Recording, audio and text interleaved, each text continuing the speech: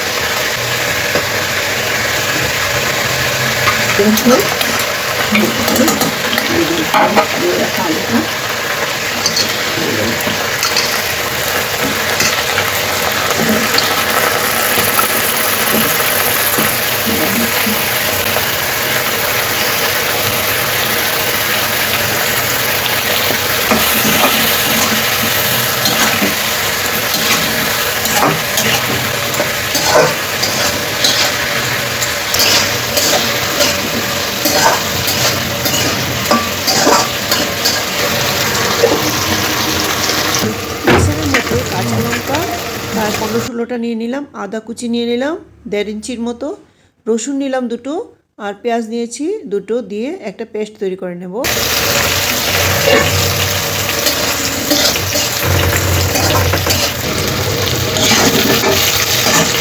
সেই পেস্টটা মাংস আর আলুর মধ্যে ঢেলে দিলাম।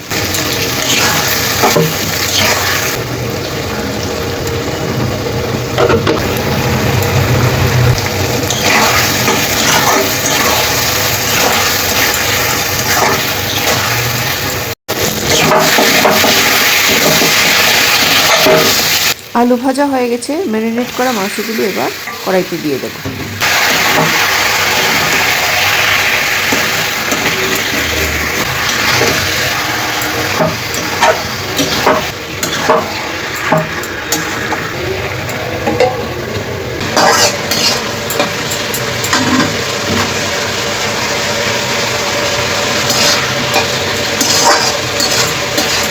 বাসমতি চালের ভাত আমি 75% সিদ্ধ করে রেখে দিয়েছিলাম, জলটা ঝরিয়ে রেখে দিয়েছিলাম মাঠটা ফেলে, সেগুলি এবার দিয়ে দিচ্ছি।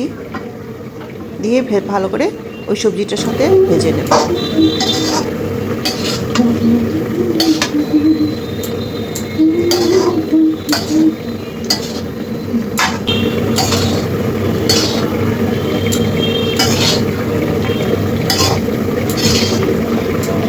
কিশমিশ আর কাজু দিয়ে দেব।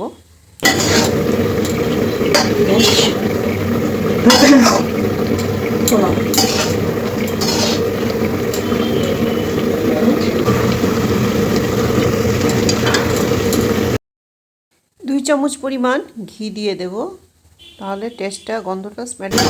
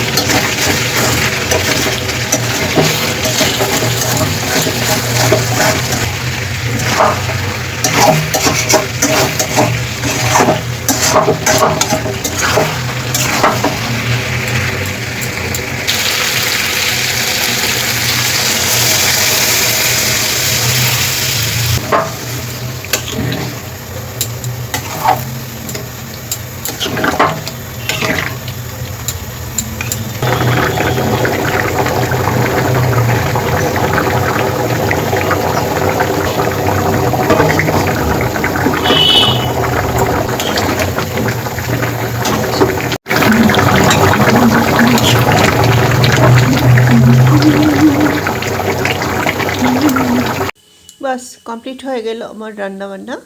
মাংস, চিকেন কারি আর ফ্রাইড রাইসও হয়ে গেল। ভেজ মানে ভেজিটেবল আছে ফ্রাইড রাইসটাতে, অনেক পরিমাণ ভেজিটেবল আছে, তাই স্বাস্থ্যের জন্য খুবই উপকারী। আর ড্রাই ফ্রুটও পড়েছে সেটাতে, খেতে ভালোই হয়েছিল। Thank you for watching. সবাই ভালো থাকবে। Thank you. এবার সার্ভ করে দেব আমার অতিথিদের। শুধু এটাই করেছি আজকে। মাছের ঝোল ছিল, তারা বললো যে সেটা খাবে না, তাই ফ্রাইড রাইস আর মাংসই শুধু খাবে। আর অল্প বয়সের বাচ্চারা ছিল, তাই ওদের এটাই প্রিয় খাবার, তাই আমি ফ্রাইড রাইস দিচ্ছি আর মাংস দিচ্ছি, যার যতটুকু প্রয়োজন খেয়ে নেবে। Thank you for watching. সবাই ভালো থাকবে। Thank you so much. Next ভিডিওতে আবার দেখা হবে তোমাদের।